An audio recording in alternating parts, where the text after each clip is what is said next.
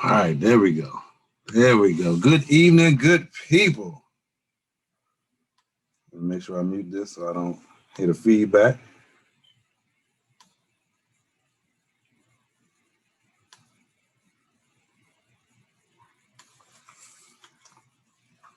Okay.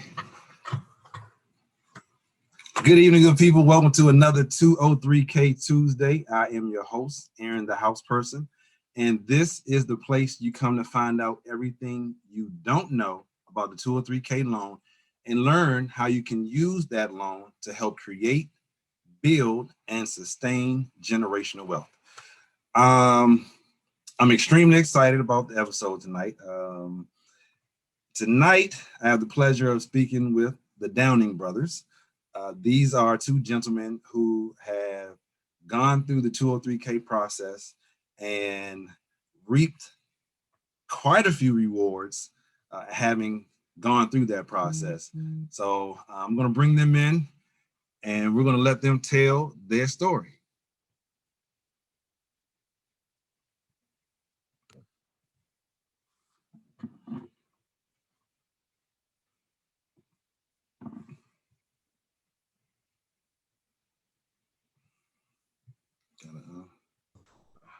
What's going on? Hey, how we doing, fellas? Man, hey, everything is great. That's a beautiful thing. I love to hear that. So for the folks who don't know you, if you can go ahead and introduce yourself, you know, who is who, all that good stuff. I know, but they may not. No problem. My name is Anthony. My name is Anton. And we are the Downing brothers. All right, there you have it. There it is. So what I like to do is I like to go right into the questions, the interview portion. And the reason I do that is because some of the questions will kind of answer some of the things that would normally happen in the intro salutations and all that good stuff. But then after we knock those 10 out, we're going to talk about you guys, talk about your real estate business, and just anything else real estate related. Cool? Let's go. All right, let's get it. So question number 1. How did you hear about a 203K loan? You know what? It's interesting because I literally stumbled upon it on Google because I bought my first property in 2007, the year before the recession, right?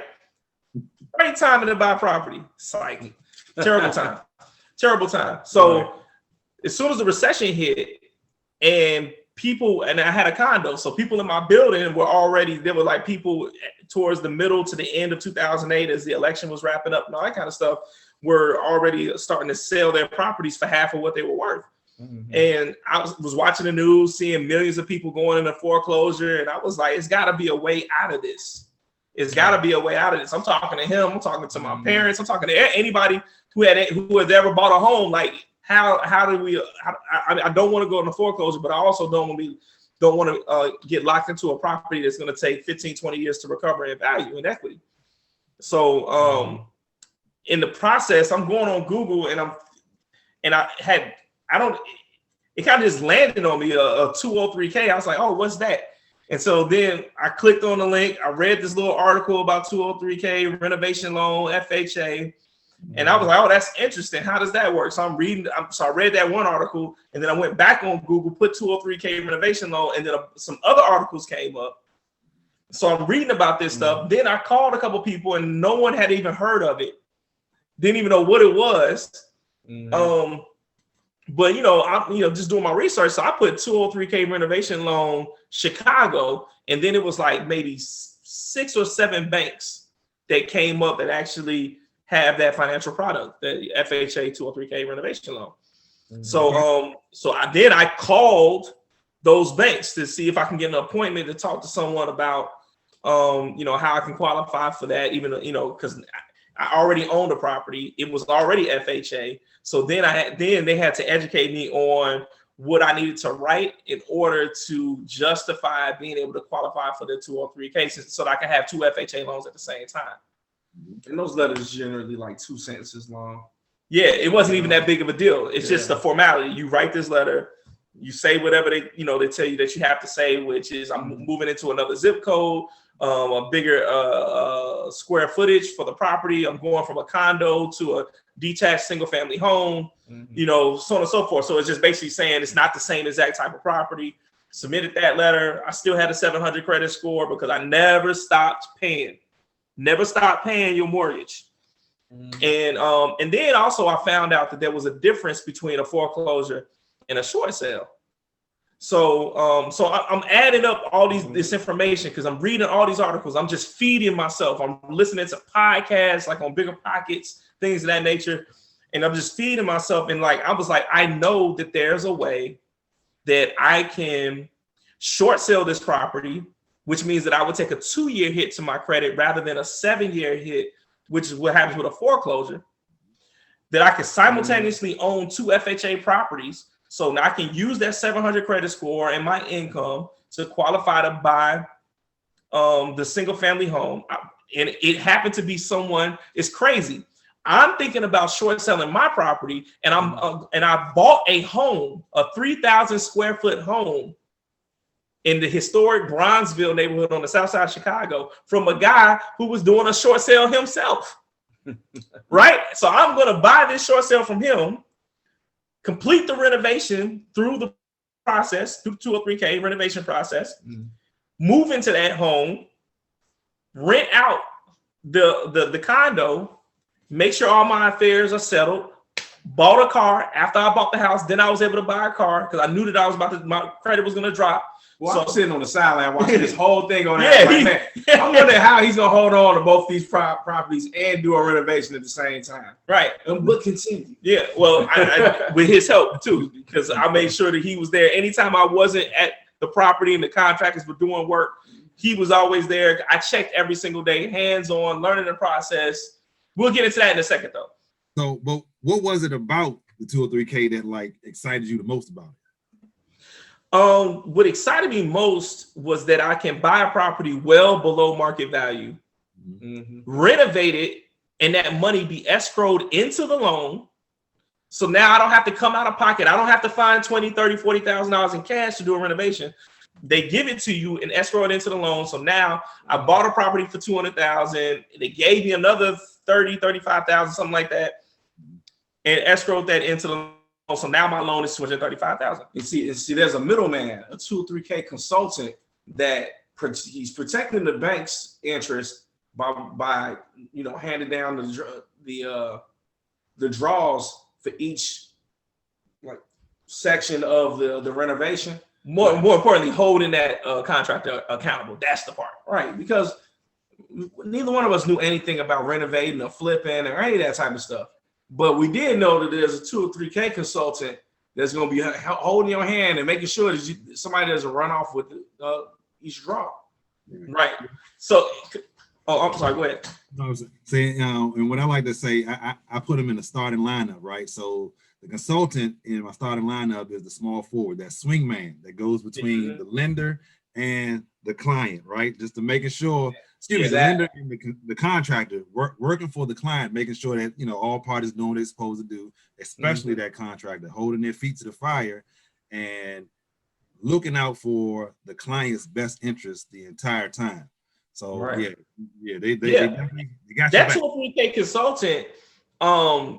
He was very clutch because we would have conversations with him about this is what needs to be done. These permits should have already been pulled. These inspections have to happen. You can't let the money won't come from the bank unless these inspections have been cleared. The electrical, the plumbing, the port, whatever it was that we needed to have done. He was there checking the box. Okay, that was done. That was done. That was done. That was done. So now we knew what the expectations were, and now we go over to the contractor with those expectations. These things need to be done. And so now I'm taking notes. I'm like, okay, wait, this is how every renovation goes. Your contractor just can't. There's no room for your contractor to take advantage of you with a 2 or 3K consultant right there. In your corner, that's like your cut man, making sure you hold on now. So real quick. Yeah, I honestly, when it comes to doing renovations or people who are thinking about, I want to do my first flip, I would say do a 203K if you're eligible. Do a 203K renovation first. This is where you get to learn the entire process. You get to communicate and deal with a contractor. You got your consultant who's there to coach you and be a mentor through the process. And you take notes and you really learn the process through a 203K, and that prepares you if you want to go on and make this a business and start flipping houses. All right. So I heard you say a number earlier. Did you do a limited 203K or was it a full standard one? It was the limited one. Yeah, it was limited. It was limited. It was 30. Yeah. Okay. Okay. Cool. Now, I know the answer because you already said it, but did you find your realtor or your lender first? I found my lender first. Yeah. Yeah, I found my lender first. And you said you said you found about searching on Google and calling a few people, making appointments. Now, as far as the realtor, how did you find your realtor to help you out? Actually, I think I got a referral from the lender. Okay. Yeah, I got a referral from the lender, and so I could, and honestly, if you don't already have a relationship with a realtor, you should be starting with the lender anyway, because I mean, that's how you know what you're shopping with, and you get your pre-approval, you know what your budget is, and then you go to the realtor. And actually, some of the lenders, especially for a 203K, the lenders knows the best realtors for this niche, because not all realtors are familiar with the process of a 203K. They're not familiar with doing a search for this type of property, because a realtor who knows about 203Ks, their mindset is different. They're looking for properties that are distressed or undervalued, or they have a network of people and they know someone who may be going through a foreclosure or a short sale. So their mindset is different from a realtor who simply goes out and gets you a turnkey house that's brand new. It's two different things. You don't want a realtor that their bread and butter is turnkey houses that are brand new and already finished. You need someone who's a hustler, who's in the grind, who's looking for these type of properties for you. I mean, it's interesting though, because most of the time it seems like people have realtors. It's their cousin or it's somebody they went to college, high school with. People always seem to have a whole handful of realtors in their pocket, even though the lender is really the first step. Yeah. Agreed. So being a realtor, I when I was looking and trying to find, more information about the 203K, I reached out to realtors, and most of them kind of shunned me, like, you don't want to mess with that. Leave that alone. That thing crazy. It don't work. It's too much trouble. I mean, everything but anything positive. And it took me finding a lender to take me, took me under their wing and really educated me and helped me close the, that learning gap that I didn't know what I didn't know. Right. And so I agree completely. Like the loan officers, that lender, the people who are actually doing it, because most lenders will tell you I can do a 2 or 3K, but you don't want to work with anybody doing a 2 or 3K, because even some of those guys, although they can do it, you're not going to necessarily get the support you need. And that was my experience with the first one I did. But it was good, because from there I ended up researching and finding someone who specialized in 2 or 3K loans, and that really, helped my education just fly away. But for people who listening to this, I think that you cannot be afraid to ask tough questions of the people who are now you're hiring a lender to execute this process for you. You're hiring a realtor. You have to ask them, have you ever done this before? How often have you done it? When's the last time you done it? Was it 5 years ago, or was it, last month? They ask the question, listen for their answer, because sometimes they just want to get your business no matter what, but listen to what they say. Right. And if they're not honest or they don't give you the answer you're looking for, shop around. This isn't something that you just hurry and just be willy-nilly and get the first person and just run through the process. Like, no, this is something you should be doing very slowly. Take educated, steps in the process and get the right people to work for you. But most importantly, don't have, analysis paralysis trying to figure out the best perfect situation for this 2 or 3K loan, and then never get around to actually starting. That's a huge problem as well. Yeah. So I mean, it's a happy medium, but be serious about it. If you're going to jump into the real estate game, do your research. Be serious about it. Don't research for years. To me, really, honestly, if you take 90 days of reading books, listening to podcasts, things, what we're doing right now, somebody right now, this might be your first time getting educated about this. In 90 days of really thoroughly researching, you should be prepared. And also, if you got your credit and your capital together, because that's important too. So for the realtor and lender that you work with initially, on a scale of 1 to 10, I mean, hopefully it's high, but on a scale of 1 to 10, where would you rank their experience with a 2 or 3K loan? The lender was a 10. Okay. Yeah, he was a very experienced lender. Like he had several of these in queue while he was working on mine. He had other 2 or 3K. Like, this is what he does. Okay. He was an older guy, and he took time to. He didn't rush me off the phone, or when I went to go meet him in person, we sat down and we really went through the process and talked about it. Like, I felt really comfortable with the lender, and then with the realtor, that was a home run too, because I found a property that ended up changing our life. There would be no Downing Brothers or TV show or endorsement deals and all this other crazy stuff y'all about to see this year. None of this would be possible if it wasn't for a 2 or 3K. Okay. Now, as far as your contractor, how did you find whoever did the work?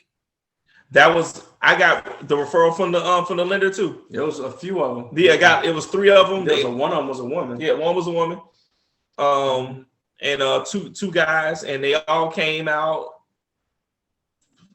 in the same weekend, like on a Friday and a Saturday between the two, something like that. And I talked to them, and then they sent the scope of works over, and then I just chose the guy that I was most comfortable with. Okay. So I had a few different options, and then made a selection based off of what you saw, heard, and how you felt about the situation. The important part is whoever is putting the bid in, they have to be able to do that first phase with their own money. Everything else is a non-starter. Yeah. So the contractor can't even participate in the 2 or 3K process unless they have deep enough pockets to be able to front that first draw, that first phase. And so that's something that's also very appealing. The fact that they have so much skin in the game means that they're going to complete this project so that they can, ultimately make a profit on this project. You have the consultant who's holding them accountable, making sure that through each one of those phases of the process, that every aspect of the renovation is completed. So now you have 2 incentives, right? You got one person holding them accountable, and then they already got all their money sucked into this project. And, if they put $10,000 up in that first draw, $15,000 in that first draw, right, they're not going anywhere. Right. And they got to the 2 or 3K is an amazing product that more people need to know about. Absolutely. And the contractor you end up choosing 1 to 10, and I'm assuming probably pretty high because you got the referral from the lender. But where would you rank their knowledge of the 2 or 3K process? Knowledge, I would say a 10 for sure. Like, he knew the ins and outs, and my experience, I would say it would be an 8 because he knew that I didn't know what was going on, and he was, there's that contingency fund, that 10% that they leave in there. And I was, in my mind, I'm like, okay, that is never left on the we're gonna make it through this whole project, and that money's gonna come back, and I'm gonna owe less on this project on this mortgage. And he was like, and so he started saying and doing all types of stuff to say, oh no, we need this and we need that, and that kind of stuff. And so I didn't understand that that's kind of like the culture of these contractors. And for me, I'm like, well, now I'm adding money that I thought I was going to be able to keep, or, not have to pay, or whatever it was. But other than that, it didn't matter, because long term, you know what I'm saying, I would not change a thing. Gotcha. And I understand why. And folks, you'll understand why in a little bit. Couple more questions. What was the worst part and then the best part about the whole process for you?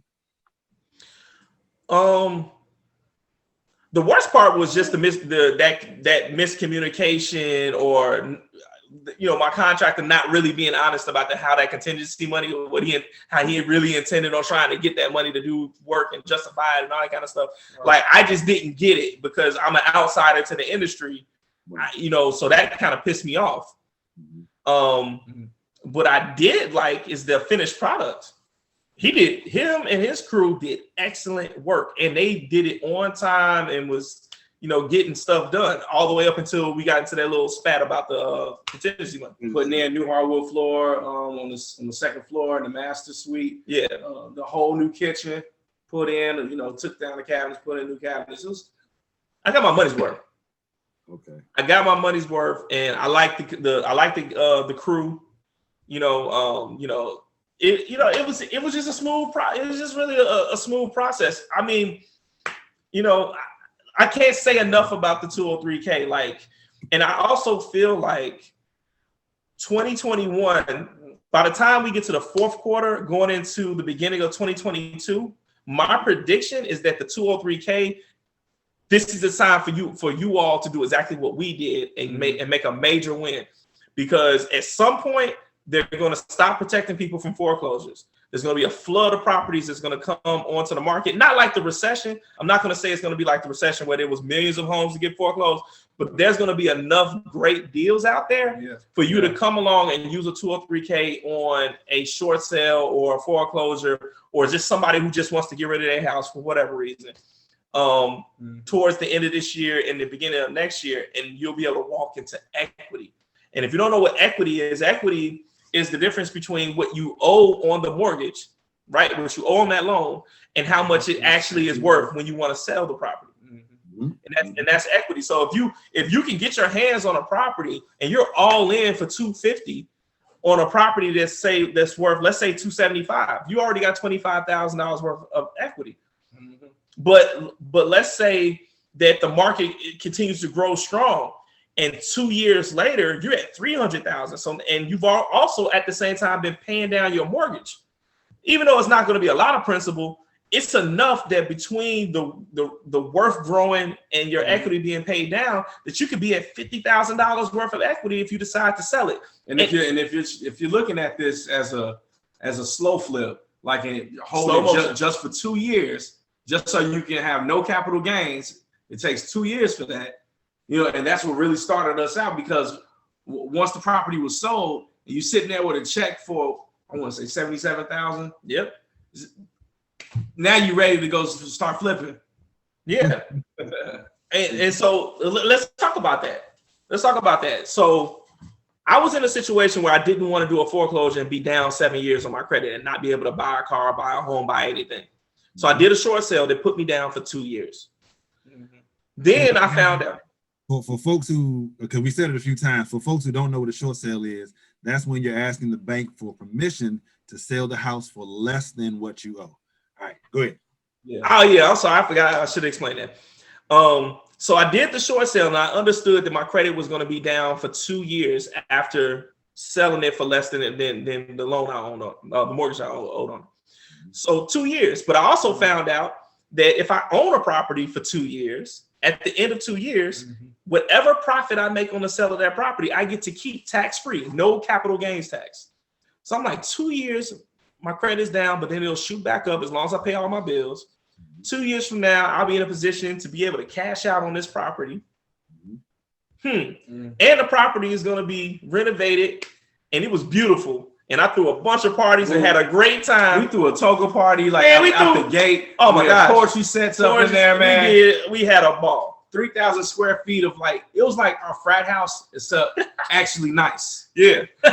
Okay, I like it. So we end up selling the property, and we get this lump sum of $77,000. And I'm like, and I took a picture of that deposit when it hit my account, because it was the first time I had ever got a check like that. Well, it took that check on the road too, going to seminars, showing people the check. Yeah. Right. When we do seminar stuff, I show that check, because that $77,000. Think about this: if you had 77 grand, you turn around now and you sold the property, so now you don't have an FHA loan. Guess what you can do right all over again? 3.5% down, 203K on another property. real quick, right? Or you can go in a direction where you buy a 3 or 4 unit, 3.5% down, right? But then with the 77 grand, you may only spend 10 or 15,000 to execute that deal. That means you still got $50,000-$60,000 in cash. What do you do with that? Now you're in a position where you can go out and do and leverage it against hard money, or bring on some partners and you buy a house cash and bring somebody else on who can, give you the money to do the renovation or whatever. There's so many different ways that you could do it, but now you got that capital to get you started. And then you just keep on moving and building your portfolio however you desire. And options is what I like to tell folks. It's about having those options. And once you have a few options, now you can really make some positive moves and scale whatever you're trying to do. Because a lot of folks may not think about real estate as an investment scenario, but whatever you might want to do for your business, for your life, you can use real estate as your vehicle to fund whatever that might be. So last question, would you recommend 2 or 3K for the folks out there watching and anyone else? All day, every day. Absolutely. All day, every day. If their main objective is to buy a single family home for their family, I would say go get a 2 or 3K renovation and find a property under market value in a neighborhood that you want to live in. That way you walk in with equity. That way you can make that kitchen and bathroom and bedroom and paint and exterior or whatever it is you want. It's custom made to your desire, right, through that renovation. And now you have equity, which is, at the end of the day, that's how you build generational wealth. That's what gives you options, and then you can use that money, we use it to buy an apartment building. And we went crazy. We went straight from that to a renovate a whole 3-unit building. Right. Right. Now that's one thing I wouldn't do. I would do different. Single family homes. But the point is, once you have that lump sum of money, do whatever you want. Figure it out. Do it again. Do another 2 or 3K. Buy a 3-4 unit apartment building, or now you got a lump sum. Now you can put 20% down on a 10 unit, 12 unit, 16 unit apartment building that you can then renovate with that experience that you now have from doing a renovation. Get an experienced contractor and renovate a property, and then get some more equity. It's all about buying properties undervalued, doing that renovation, and then creating some capital for yourself. Exactly. So on that note, with you guys using that 77 and flipping it into other properties, a lot of things have spurred from that. One of them is this nice, oh, come on, green screen. This nice lovely book right here. Nice. That's right, Downing Brothers. Can you tell the people, hold up. Can you tell the people about this book? What can they find in this book here? They can find the entire process simplified for the 203K renovation. It's a visual guide. It's a visual guide to real estate. And we really take you through our personal journey through really, you get to know who we are, right, and how we ended up doing this renovation process. And when you do it with a comic book thing to it, your characters have to have origin stories. So it literally shows like us, bicycling around in front of the first house our parents bought together. It shows us, graduating from college and pledging, and all that stuff, and then going on, to become firefighters, and then eventually TV host, for these type of renovations. Yeah, and then it actually takes you step by step, step 1, step 2, step 3 of the entire process. The real estate professional, what questions to ask them, what is their obligation and duty to you, like what is that relationship for with each one of those real estate professionals as you go through the process. Because for some people, when they think about buying a home, they think of a realtor and that's it. Well, when you go through a 2 or 3K renovation, you've got 7, 8, or 9 real estate professionals that you're going to be dealing with, and it's a simple process laid out for you right there. So let me touch on, because Anton just brought up firefighters. So you guys, it's not like you came from silver spoon situations, or you had an inheritance where you went out and bought your first property. You guys got a job, working a job and was able to use that job to go ahead and purchase that first property. First of all, thank you for your service. My father-in-law is a retired firefighter, so what you guys do is absolutely no joke. So much appreciated. So are you guys still working in that capacity today? Yes, we are. I just got off work this morning off a 24-hour shift, man. I'm still trying to catch up. yeah. We do this. Like, I mean, we work all the time. Like, if we're not working for the fire department, then we're working for the Downing brothers. It's every day. Okay, and that's a lovely transition. So speaking of the Downing brothers, you guys have a podcast now called Homecoming with the Downing brothers. Yeah. What is that platform, and what do you guys do on that platform? Well, no, on our podcast, we talk about real estate, business, and financial literacy. So, like each week, we bring on someone that owns a business or is a real estate professional or a real estate investor, and we talk about different aspects of all of it. You know, every week is a little bit different. Yeah, and we ask real questions. I'm like, how much did it cost? Mm-hmm. How long did it take? Because we want numbers, because people they want to know, like, man, how, because sometimes there's an assumption that you have to be rich in order to get started doing whatever it is that you did to start your business or buy your first property. And so we really get into the nitty gritty of those things. Numbers are important for us. And I'd also like to interject that some people do come from money. Mm-hmm. And the Black experience actually is so multifaceted that I'm happy to bring on guests that are started in the mud or started as a, like us, as a firefighter or a teacher or something like that. And then, people that came with inherited properties, because truth be told, our mother's from the Bahamas. She inherited an acre of land right there in outside the city of Nassau, outside the capital. But there's also inherited land on other islands that we want to eventually start building on as we build our portfolio here in the United States. Yeah. So, I mean, it's all goals, things that keep us motivated, because, like, we need to, in the Bahamas, you got to come with cash. We haven't developed that, all of that property because we didn't have the cash yet. Yeah, we built a duplex, side by side right there.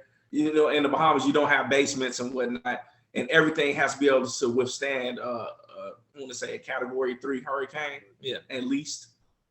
Yeah. Write that down, Category 3. Okay. That's important. So in addition, so in addition to the podcast, you guys have something else that is in the pot stewing. It's simmering right now.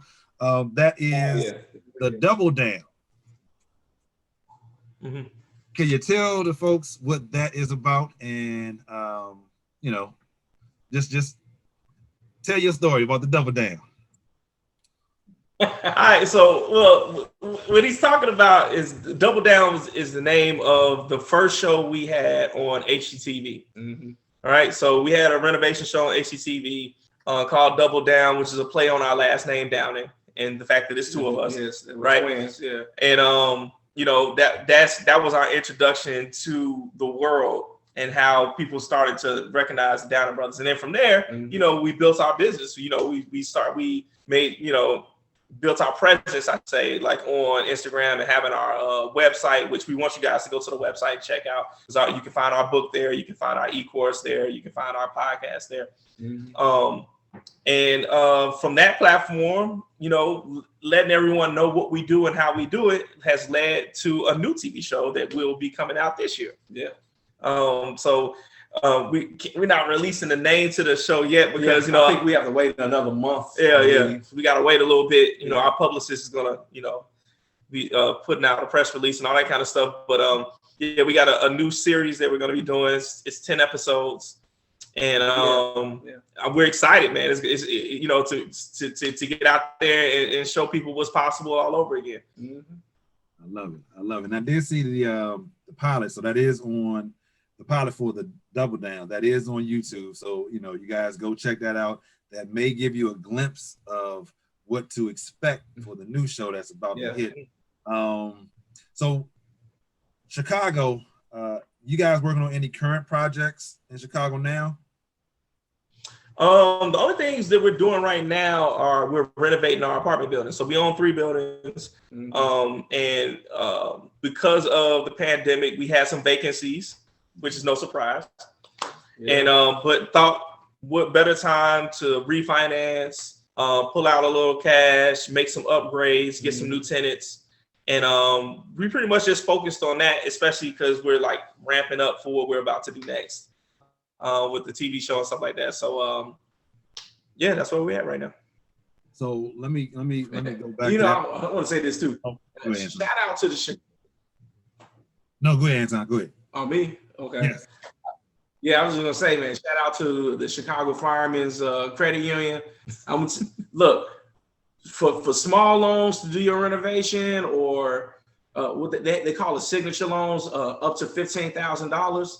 You know, we're just eligible for it. Like credit unions are incredible because they can only go so high on interest rates on credit cards. They can only go to 15%. And the same can be said for their short-term loans and things like that. Yeah. You know, there's a lot of different ways to get money to do a renovation. And these are small ones, just updating a couple of them. So look into credit unions. Yeah. If you're eligible for a credit union through your job, like a firefighter or police or postal credit union, teachers credit union, there's a lot of different credit unions based on professions, but you'll be surprised. Some of these credit unions are open to the public also, right? Like Navy Federal.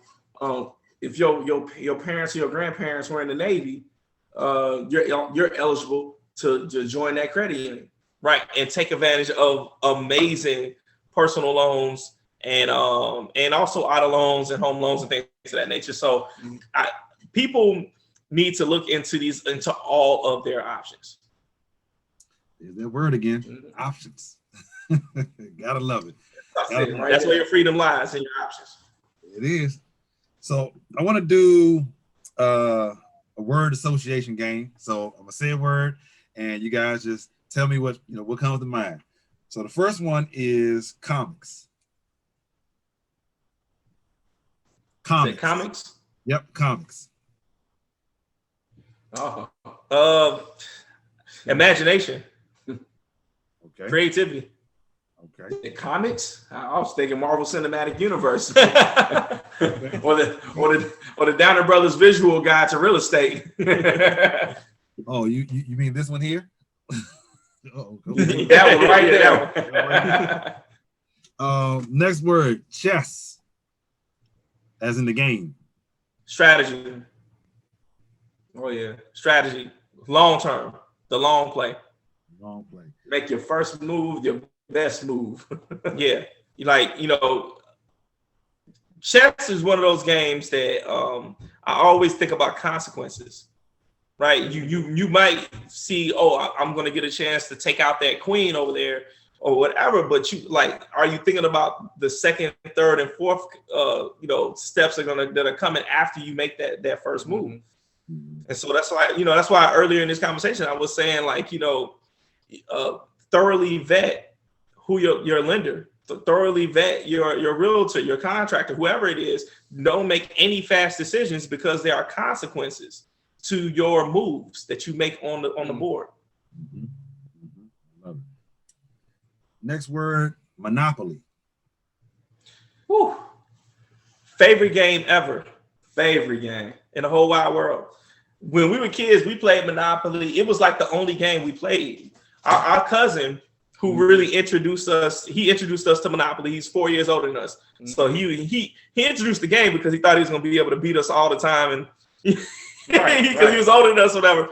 But little did we know that game was going to teach us to want to do this in real life first. Yeah, that a job is great and pass and go and collecting $200 is great. But what is greater is owning property. And the fact that you can add value to that property. You can continue adding houses on it until you get a hotel, and now you have this bigger property that's worth more, that you could charge more for. It's like the value was not in collecting your income from your job. The value was in owning the property on the board. coincidentally, our cousin Wayne, who we all played Monopoly with every weekend, it was at his 6-unit building that we were helping him renovate that our friend Troy Pryor came. We know him from college. Came over and said, "Hey, have you all ever thought about being on HGTV?" That literally happened at our cousin Wayne's 6-unit apartment building. Who introduced us to Monopoly, and then he was the first one to go buy a multi-unit property, and stuff like that. So Monopoly has been a major key. If you have children, please introduce them to that game. It'll change their lives and their perspective, especially if you're coaching them and telling them what's happening. That's a full circle situation. And one of the things that, from an adult's perspective, had to take a look at the Monopoly board. When you buy that property, it's technically raw land. And now when you put that first house on there, you are developing raw land. And then, of course, like you said, add house, and knock those down, higher use. Let me get that red hotel on there and really get that money rolling in. So those concepts, although you're playing the game, if we apply those to real life, which you really can do, you can really see the benefits, and you can really live like you did in Monopoly. But that money is not the fake Monopoly money. It's the the good old fiat that we get, that we can spend and buy the things that we want in life. So okay, I love it. Shout out to cousin Wayne. That's it. Last word is Spades. Spades, having a good partner. Laying the smack down. Yeah. With playing spades, like, you realize that you're only as good as your partner. Like, you can have a really good hand, but if your partner is not paying attention to the board, it isn't making sure to have your back. When you're running out of cards, they're paying attention so they know what you need and what you don't have, and vice versa. A good partner keeps you in the game. That's why, all these games we played growing up, they chess, Monopoly, and Spades. If you got those, are only 3 games you need. The rest of the games, they add value, but those 3 games, if you understand how to be successful at those games, and then also how they apply to real life, if you can master those 3 games and then apply it to life, you will be set. I heard you say bring the smack down. That was my minor in college, so I had to make a trip to Chicago, bring my partner with me, and we just, we had to set up the table, see who's gonna lay up the smack them down. No, ready for it, man. So, fellas, for those who are looking for you before the show comes out, where can they find you, and where can they pick up this wonderful tell-all green screen? There we go. This wonderful book here. They can find us at thedowningbrothers.com or at the Downing Brothers on Instagram, and they can find the book both at our website, thedowningbrothers.com, or they can go directly to Amazon. Yeah, we real straightforward with these names. Yeah, the Downing Brothers, on Twitter, the Downing Bros. Right. But yeah, and they can find the book on Amazon. Everybody is on Amazon these days, so if you type in the Downing Brothers, it will quickly show up, and you can go ahead and purchase yourself that book. It's a great gift. It's Black History Month. We are in February. You want to add, some Black authors to your library, and you really want to teach, someone in your family about the real estate game. This is a really easy read. It's a quick read, but it's also one of those books where you can literally walk around with that book and go look at properties, and we have evaluation tips in there and things of the nature. And it really can spark somebody's mind to jump in the game. And you said from the website, they can also catch the podcast as well? Yes, they can catch the podcast. Our podcast is on Spotify, Apple Podcast, Google, Anchor FM. Yeah, it's almost anywhere you can get a podcast, you can find it. Okay. Well, gentlemen, I definitely appreciate you guys coming on to the show today. I think just looking at and replying to the comments here, people enjoyed what you had to share. I think hopefully, because I always tell them, and I should have said it at the beginning, but make sure you have your pen and paper and start taking some notes, because you just never know what gem might get dropped on you, and you want to act fast. Like I said, do what you need to be do what you need to do. And I got, let me see. Okay, so this is a quote that you guys had in the book that was passed down. Do it right and do it right the first time. Yeah, that was our father. That's our father right there. You know, we get in trouble. We used to have to write that line like 100, 200 times. Like if he didn't want to whoop us or whatever, it's like, okay, y'all gonna sit there and write that line 200 times. Do it right the first time. Well, it looks like. Go ahead. What'd you say? It'll carry. I mean, that philosophy in that line, it'll be with me the rest of my life. Yeah, and I can tell because it looks like you guys are, you know, doing things right, because that's helping you get to where you are today. And like I said before, much continued success. I can't wait for the show to come out. I know I'm going to be an avid watcher, and sharing it with the world. Whenever I see it, I'm definitely going to hit the share button, share, like, subscribe, all that good stuff. You guys on YouTube as well? Oh yeah, we're on YouTube. We have the Downing Brothers YouTube channel. Yep, and actually all of our episodes, all of our Homecoming with the Downing Brothers podcast episodes are all on our channel, so you can watch us visually if you don't, because you know some people like to watch and then some people like to listen. So yeah, however you want to bring it, get the content. I'm telling you, there is an episode for you, whatever your interest is. I love it. So folks, there you have it. There it is, the Downing brothers, Anthony and Anton. These guys are just doing big things, and we're going to look forward to them continuing to do big things. And again, them coming from an educational standpoint, that's near and dear to my heart. Make sure you order a copy of the book. So go to the Downing brothers, get you a copy of the book, check out the podcast, and hit their YouTube page up. Make sure you like, subscribe, hit that bell so you get the notifications as well. And yeah, guys, I really appreciate you being here tonight. Man, thank you for having us. Your platform is important. There cannot be enough people talking about the 203K renovation loan and making sure that people know it's an option. So thank you for what you do. Not a problem at all. So Anton, 24 hours, man, you go ahead and get you some rest, because I'm telling you, you had a long day. Anthony, again, thank you. And folks, we will see you next 203K Tuesday. Signing out. Thanks, guys. All right, thanks.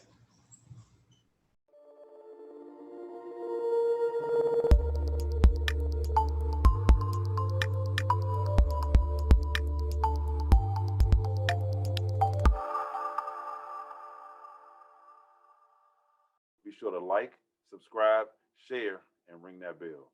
Thanks for watching.